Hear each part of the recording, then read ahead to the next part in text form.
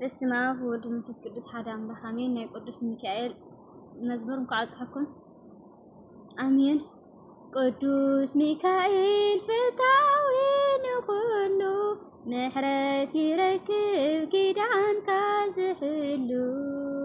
ቅዱስ ሚካኤል ፍታዊ ንኹሉ ምሕረት ይረክብ ኪዳንካ ዝሕሉ ቅልጽምካ ዘርግሕ ሚካኤል ምራሕ መንገደይ ምድሪ ከይመስል ብጊዜ ክበጽሕ ቤተይ ኣዝዩ ነዊሕ እዩ ትጉዕዞ ብዘይ ረድኤትካ ደገፍ ኮነኒ ሃበኒ በትሪ ምርኩስካ ቅዱስ ሚካኤል ፍታዊ ንኹሉ ምሕረት ይረክብ ኪዳንካ ዝሕሉ ቅዱስ ሚካኤል ፍታዊ ንኹሉ ምሕረት ይረክብ ኪዳንካ ዝሕሉ ተጠምጢምኒ ጸላኢ በሳት ሰንሰለት ኣናግፈኒ ሚካኤል ብናይ ሰይፍ ስሕለት ኣውኩር የለን ወዲቑ ርጉም ጸላኢ ሚካኤል ግና ተሸይሙ ብዓብዪ ክብሪ ቅዱስ ሚካኤል ፍታዊ ንኹሉ ምሕረት ይረክብ ኪዳንካ ዝሕሉ ቅዱስ ሚካኤል ፍታዊ ንኹሉ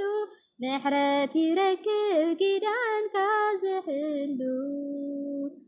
ድሕነት ረኺቡ ዳንኤል ኣናጊፍካዮ ንኣፋናብስ ዓፂኻ መጎስ ይብካዮ ሓያል ቅልጽሙ ዘርጊሑ ባሕርን ናዊሱ ወይታ ነጊሱ ዲያብሎስ ግና እንደልሂጹ ቅዱስ ሚካኤል ፍታዊ ንኹሉ ምሕረት ይረክብ ኪዳንካ ዝሕሉ ቅዱስ ሚካኤል ፍታዊ ንኹሉ ምሕረት ይረክብ ኪዳንካ ዝሕሉ ትዝስታለኒ ኣብ ቤትካ ካብ ቁልዕነተይ ብጸጋ ምሕረት ክትዕብያኒ ህይወተይ ክዝምር እምበር ኣምላኸይ ከመስግናነስ ዝሓለወኒ በኣኻ ናብ ሞት ከይምለስ ቅዱስ ሚካኤል ፍታዊ ንኹሉ ምሕረት ይረክብ ኪዳንካ ዝሕሉ ቅዱስ ሚካኤል ፍታዊ ንኹሉ ምሕረት ይረክብ ኪዳንካ ዝሕሉ ትዝስታለኒ ኣብ ቤትካ ካብ ቁልዕነተይ ብጸጋ ምሕረት ክትዕብያኒ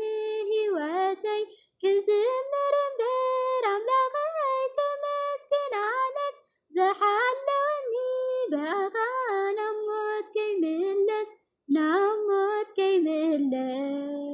ቅዱስ ሚካኤል ፍታዊ ንኹሉ ምሕረት ይረክብ ኪዳንካ ዝሕሉ ቅዱስ ሚካኤል ፍታዊ ንኹሉ ምሕረት ይረክብ ኪዳንካ ዝሕሉ አሜን። ዝወደቕኽዎ ዘንጽሖም መራን ትመለለይ ናይ ቅዱስ ሚካኤል ጸሎት በረከቱ ይሓልወና አሜን።